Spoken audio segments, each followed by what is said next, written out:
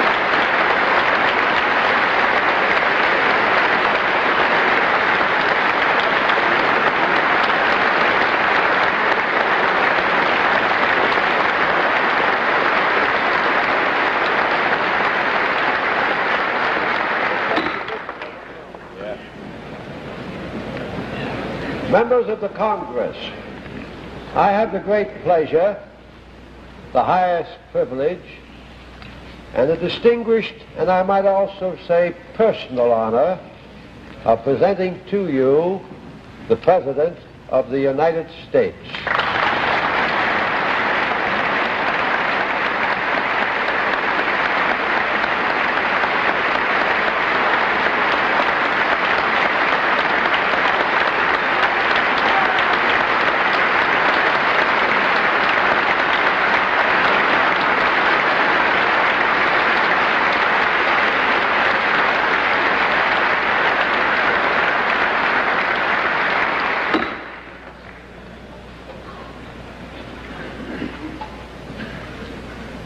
Mr. Speaker, Mr. President, members of the Congress, I speak tonight for the dignity of man and the destiny of democracy. I urge every member of both parties, Americans of all religions and of all colors, from every section of this country, to join me in that cause. At times, history and fate meet at a single time, in a single place, to shape a turning point in man's unending search for freedom. So it was at Lexington and Concord. So it was a century ago at Appomattox. So it was last week in Selma, Alabama. There, long-suffering men and women peacefully protested the denial of their rights as Americans.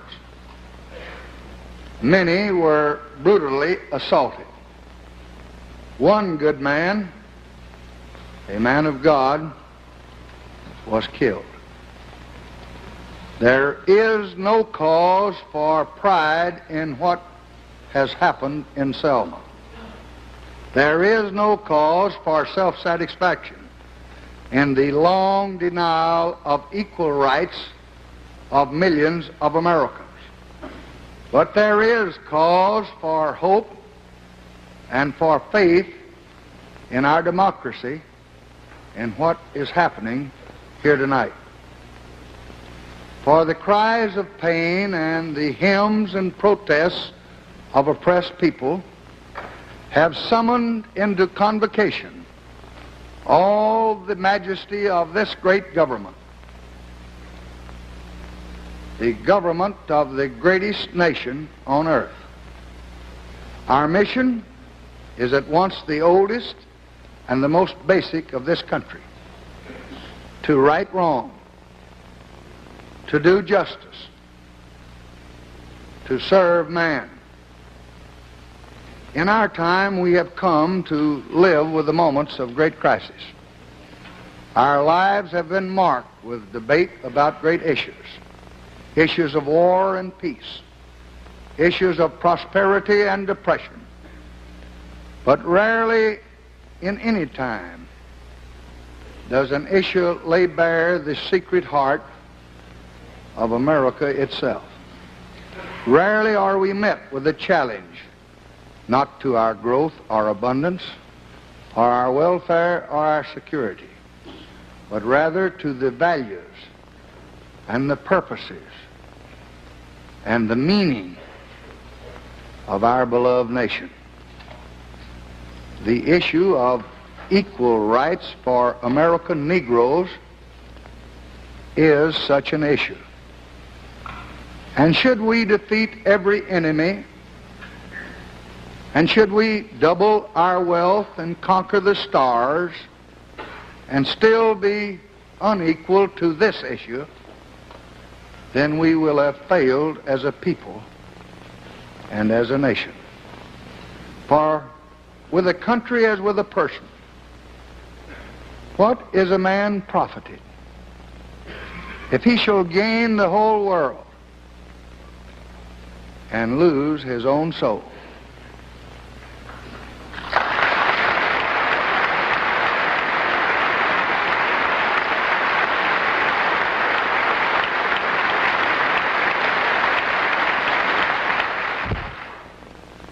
There is no Negro problem. There is no Southern problem. There is no Northern problem. There is only an American problem.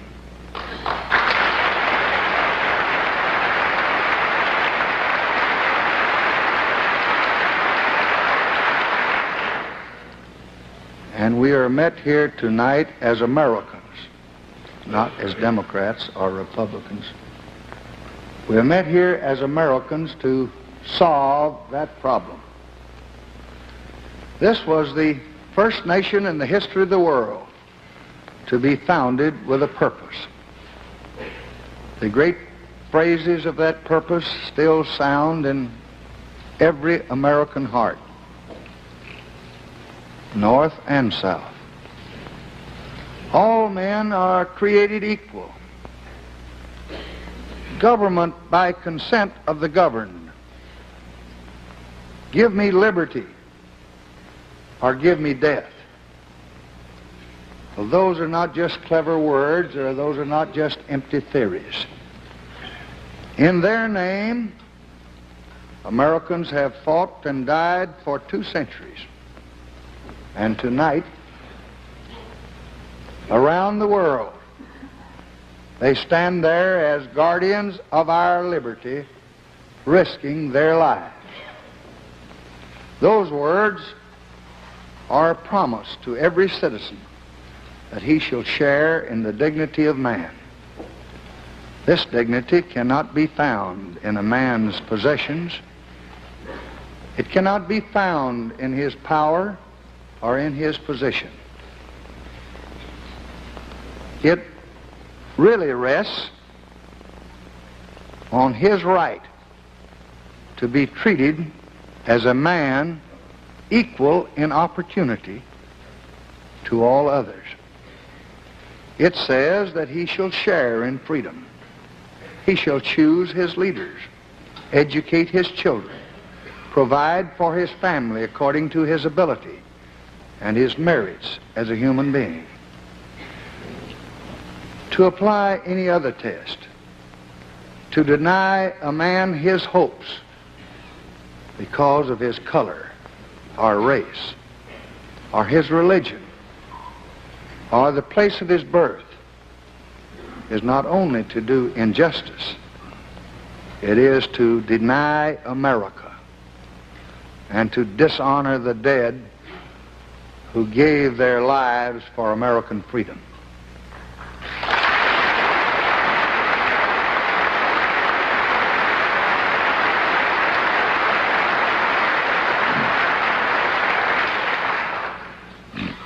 Our fathers believed that if this noble view of the rights of man was to flourish, it must be rooted in democracy. The most basic right of all was the right to choose your own leaders. The history of this country, in large measure,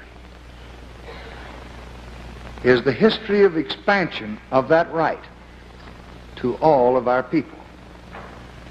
Many of the issues of civil rights are very complex and most difficult. But about this, there can and should be no argument. Every American citizen must have an equal right to vote.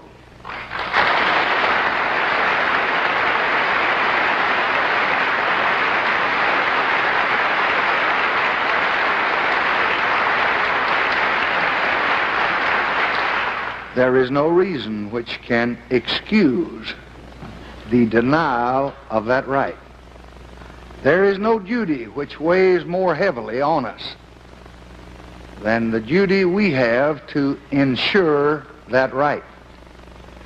Yet the harsh fact is that in many places in this country, men and women are kept from voting simply because they are Negroes. Every device of which human ingenuity is capable has been used to deny this right. The Negro citizen may go to register only to be told that the day is wrong, or the hour is late, or the official in charge is absent. And if he persists, and if he manages to present himself to the registrar, he may be disqualified because he did not spell out his middle name or because he abbreviated a word on the application. And if he manages to fill out an application, he is given a test. The registrar is the sole judge of whether he passes this test. He may be asked to recite the entire Constitution or explain the most complex provisions of state law. And even a college degree cannot be used to prove that he can read and write. For the fact is that the only way to pass these barriers is to show a white skin. Experience has clearly shown that the existing process of law cannot overcome systematic and ingenuous discrimination. No law that we now have on the books, and I have helped to put 3 of them there, can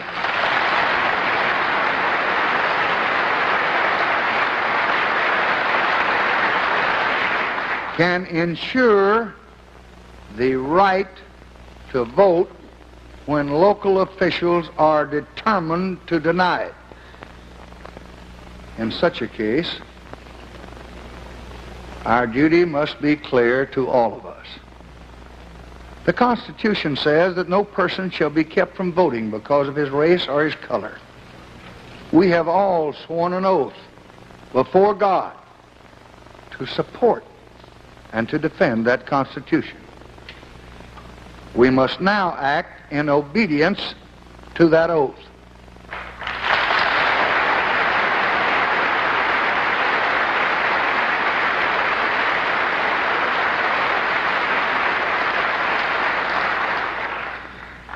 Wednesday, I will send to Congress a law designed to eliminate illegal barriers to the right to vote.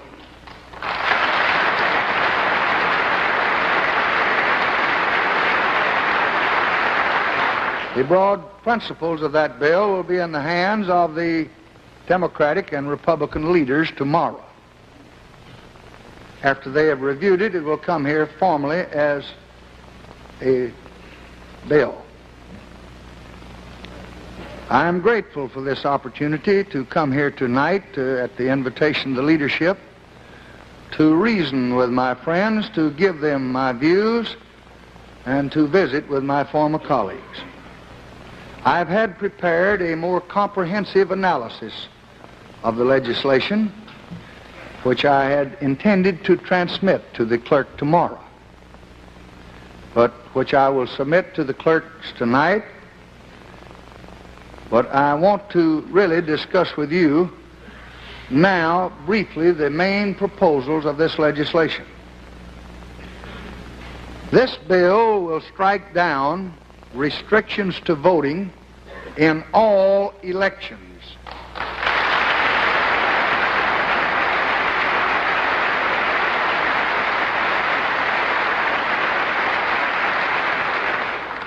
Federal, state, and local.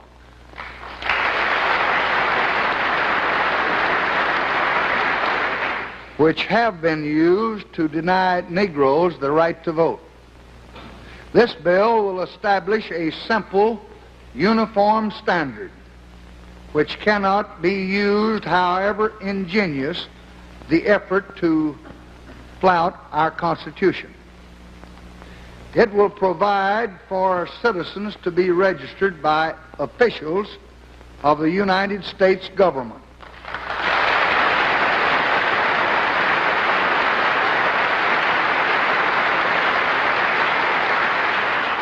If the state officials refuse to register them.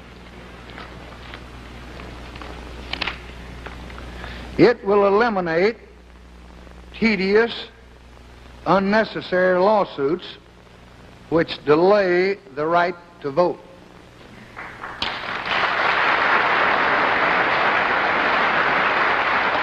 Finally, this legislation will ensure that properly registered individuals are not prohibited from voting.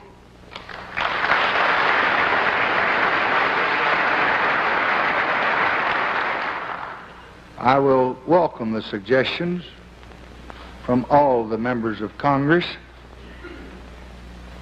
I have no doubt that I will get some on ways and means to strengthen this law and to make it effective. But experience has plainly shown that this is the only path to carry out the command of the Constitution. To those who seek to avoid action by their national government in their home communities, who want to and who seek to maintain purely local control over elections, the answer is simple. Open your polling places to all your people.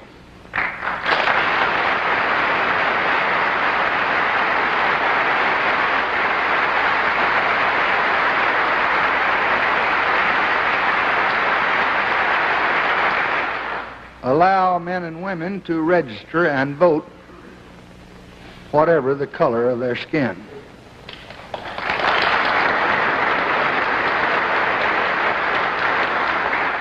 Extend the rights of citizenship to every citizen of this land. There is no constitutional issue here. The command of the Constitution is plain. There is no moral issue. It is wrong, deadly wrong, to deny any of your fellow Americans the right to vote in this country.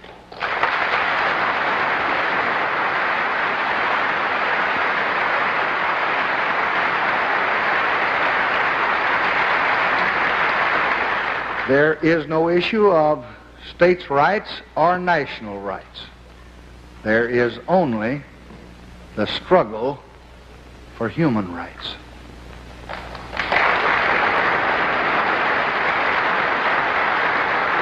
I have not the slightest doubt what will be your answer. But the last time a president sent a civil rights bill to the Congress, it contained a provision to protect voting rights in federal elections. That civil rights bill was passed after 8 long months of debate. And when that bill came to my desk from the Congress for my signature, the heart of the voting provision had been eliminated. This time, on this issue, there must be no delay or no hesitation or no compromise with our purpose.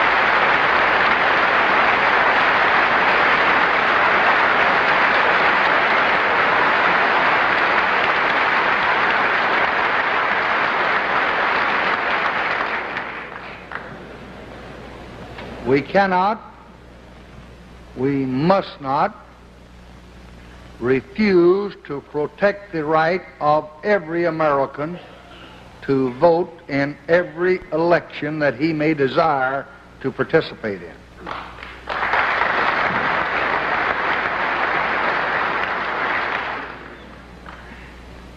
And we ought not, and we cannot, and we must not wait another 8 months before we get a bill.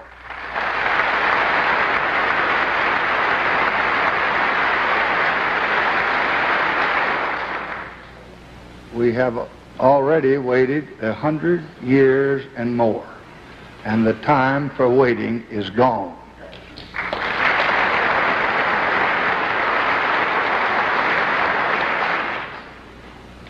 So I ask you to join me in working long hours, and nights, and weekends if necessary, to pass this bill. And I don't make that request lightly. Far from the window where I sit with the problems of our country, I recognize that from outside this chamber is the outraged conscience of a nation, the grave concern of many nations, and the harsh judgment of history on our acts.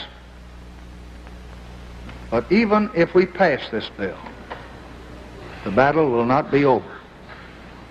What happened in Selma is part of a far larger movement which reaches into every section and state of America. It is the effort of American Negroes to secure for themselves the full blessings of American life. Their cause must be our cause too, because it's not just Negroes, but really it's all of us who must overcome the crippling legacy of bigotry and injustice. And we shall overcome.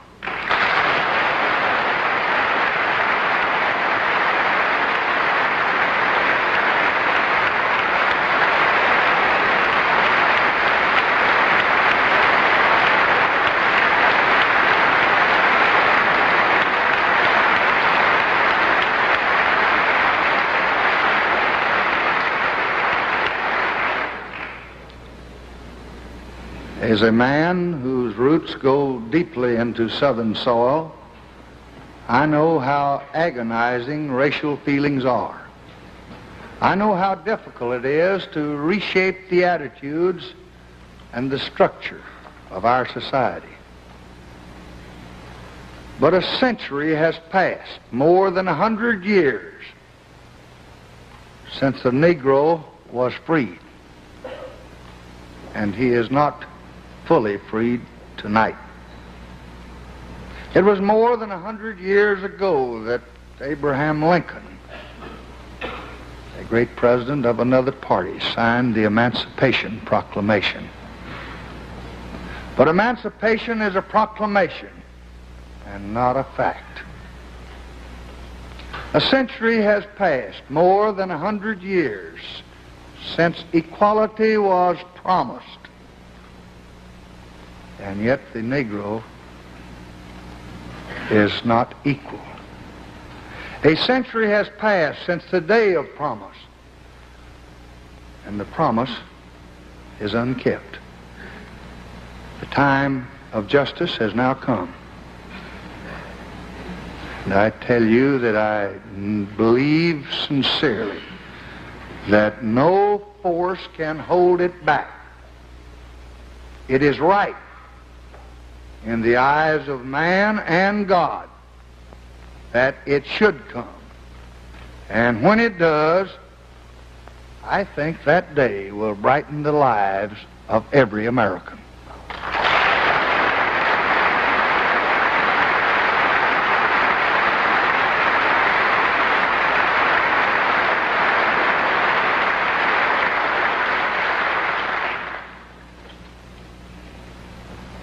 For Negroes are not the only victims. How many white children have gone uneducated? How many white families have lived in stark poverty? How many white lives have been scarred by fear because we've wasted our energy and our substance to maintain the barriers of hatred and terror?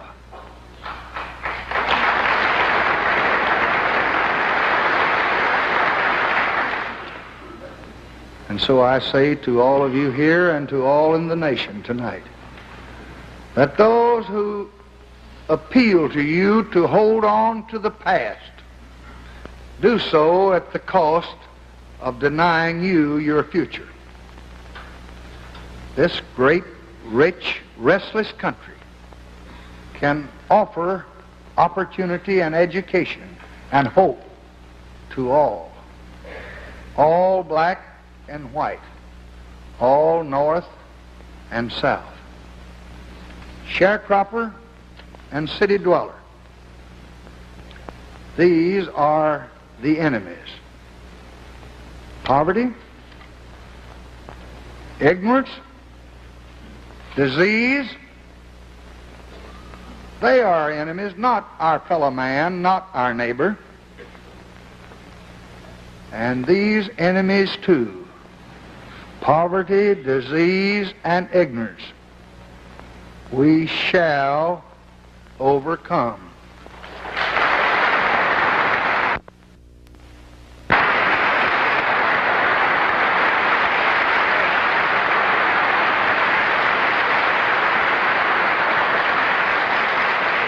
Now let none of us in any section look with prideful righteousness on the troubles in another section or the problems of our neighbors.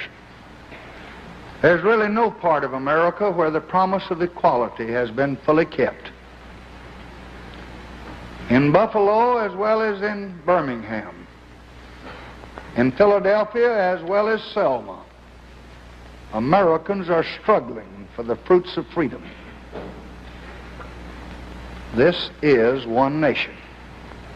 What happens in Selma or in Cincinnati is a matter of legitimate concern to every American. But let each of us look within our own hearts and our own communities, and let each of us put our shoulder to the wheel to root out injustice wherever it exists.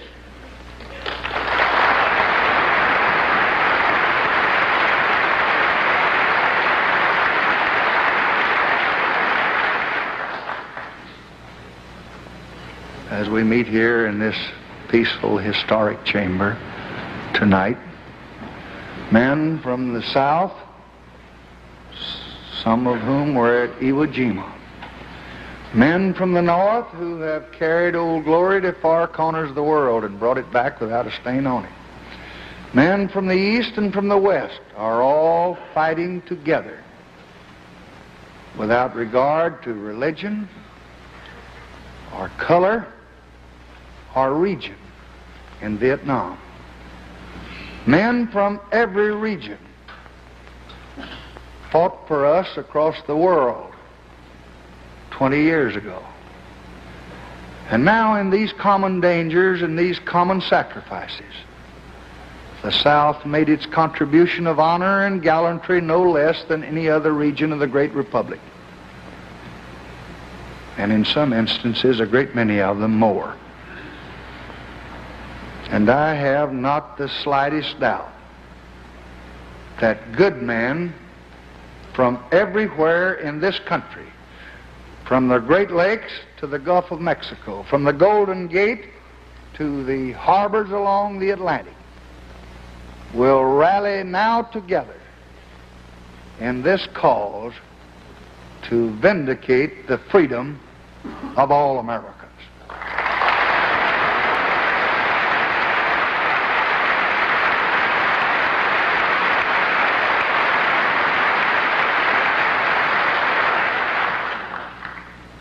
For all of us owe this duty, and I believe that all of us will respond to it. Your president makes that request of every American. The real hero of this struggle is the American Negro. His actions and protests, his courage to risk safety and even to risk his life, have awakened the conscience of this nation. His demonstrations have been designed to call attention to injustice, designed to provoke change, designed to stir reform. He has called upon us to make good the promise of America. And who among us can say that we would have made the same progress were it not for his persistent bravery and his faith in American democracy?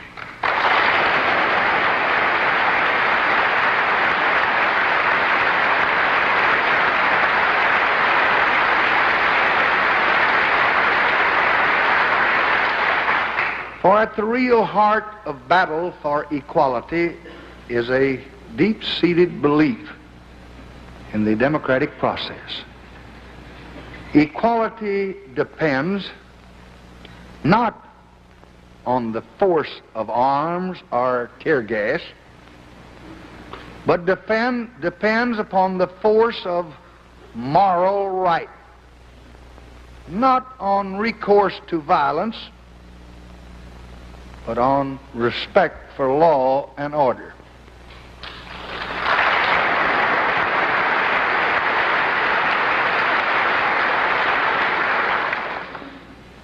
And there have been many pressures upon your president, and there will be others as the days come and go.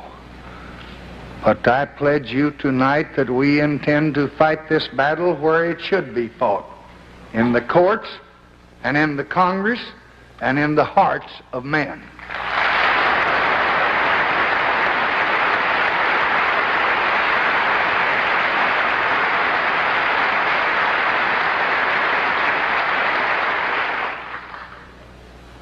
We must preserve the right of free speech and the right of free assembly. But the right of free speech does not carry with it, as has been said, the right to holler fire in a crowded theater. We must preserve the right to free assembly. But free assembly does not carry with it the right to block public thoroughfares to traffic.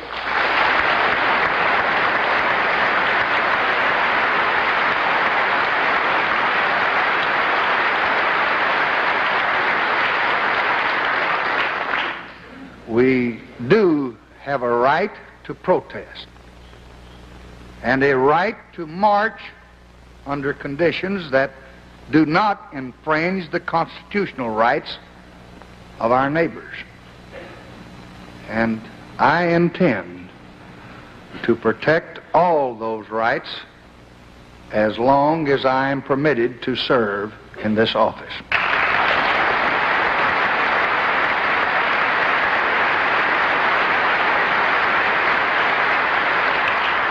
We will guard against violence, knowing it strikes from our hands the very weapons which we seek: progress, obedience to law, and belief in American values. In Selma, as elsewhere, we seek and pray for peace. We seek order. We seek unity. But we will not accept the peace of stifled rights, or the order imposed by fear, or the unity that stifles protests. For peace cannot be purchased at the cost of liberty.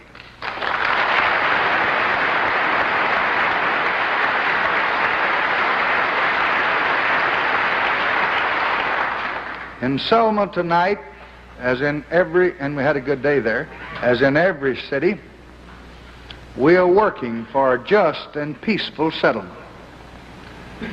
And we must all remember that after this speech I'm making tonight, after the police and the FBI and the marshals have all gone, and after you have promptly passed this bill, the people of Selma and the other cities of the nation must still live and work together. And when the attention of the nation has gone elsewhere, they must try to heal the wounds and to build a new community. This cannot be easily done on a battleground of violence, as the history of the South itself shows. It is in recognition of this that men of both races have shown such an outstandingly impressive responsibility in recent days. Last Tuesday, again today. The bill that I am presenting to you will be known as a civil rights bill. But in a larger sense, most of the program I am recommending is a civil rights program. Its object is to open the city of hope to all people of all races. Because all Americans just must have the right to vote. And we are going to give them that right.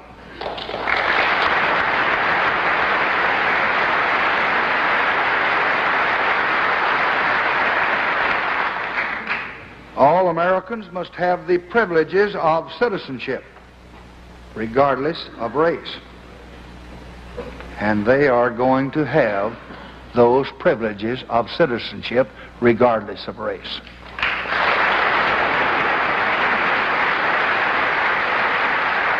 But I would like to caution you and remind you that to exercise these privileges takes much more than just legal right. It requires a trained mind and a healthy body.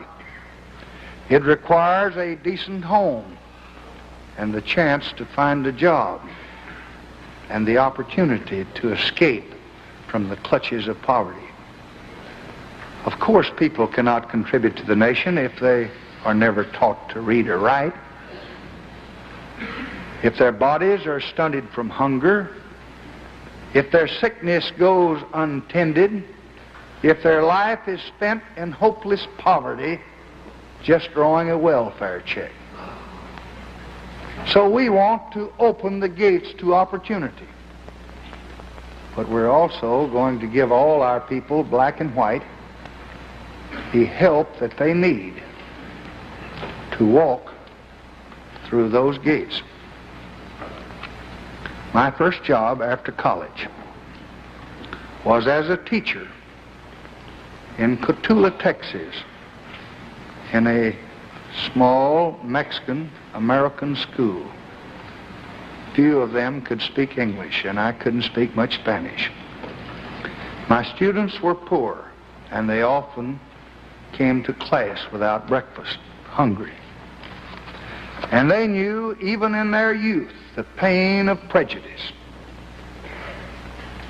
They never seemed to know why people disliked them. But they knew it was so, because I saw it in their eyes. I often walked home late in the afternoon after the classes were finished, wishing there was more that I could do.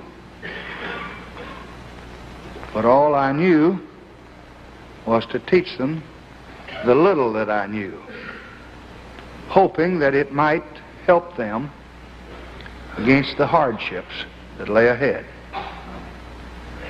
And somehow you never forget what poverty and hatred can do when you see its scars on the hopeful face of a young child. I never thought then, in 1928, that I would be standing here in 1965. It never even occurred to me in my fondest dreams that I might have the chance to help the sons and daughters of those students and to help people like them all over this country. But now I do have that chance. And I'll let you in on a secret. I mean to use it.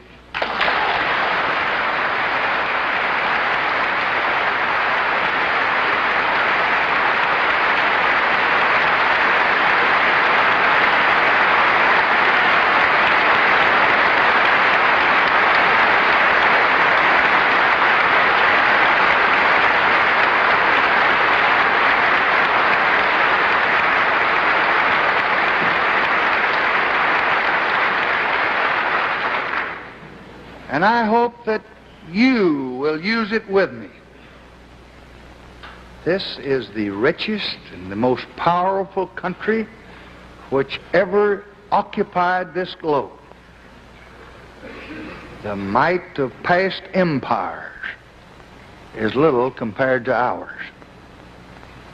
But I do not want to be the president who built empires or sought grandeur or extended dominion. I want to be the president who educated young children to the wonders of their world.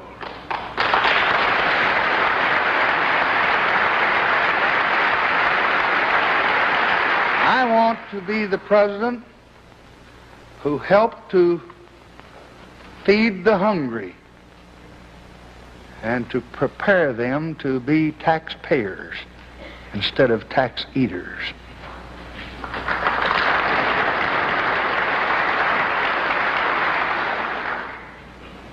I want to be the president who helped the poor to find their own way and who protected the right of every citizen to vote in every election.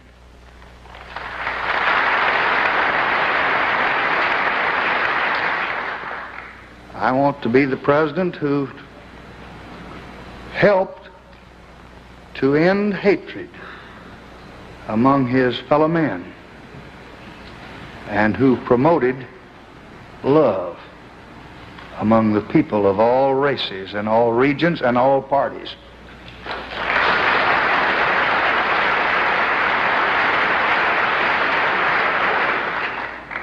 I want to be the president who helped to end war among the brothers of this earth.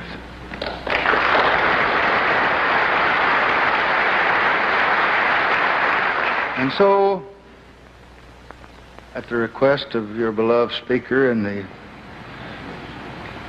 Senator from Montana, the Majority Leader, and Senator from Illinois, the Minority Leader, and Mr. McCulloch and other members of both parties, I came here tonight not as President Roosevelt came down one time in person to veto a bonus bill, not as President Truman came down one time to urge the passage of a railroad bill, but I came down here to ask you to share this task with me and to share it with the people that we both work for. I want this to be the Congress, Republicans and Democrats alike, which did all these things for all these people. Beyond this great chamber, out yonder in 50 states, are the people that we serve. Who can tell what deep and unspoken hopes are in their hearts tonight as they sit there and listen? We all can guess from our own lives how difficult they often find their own pursuit of happiness. How many problems each little family has. They look most of all to themselves for their future. But I think that they also look to each of us. Above the pyramid on the Great Seal of the United States, it says in Latin, God has favored our undertaking. God will not favor everything that we do. It is rather our duty to divine His will. But I cannot help believing that He truly understands and that He really favors the undertaking that we begin here tonight.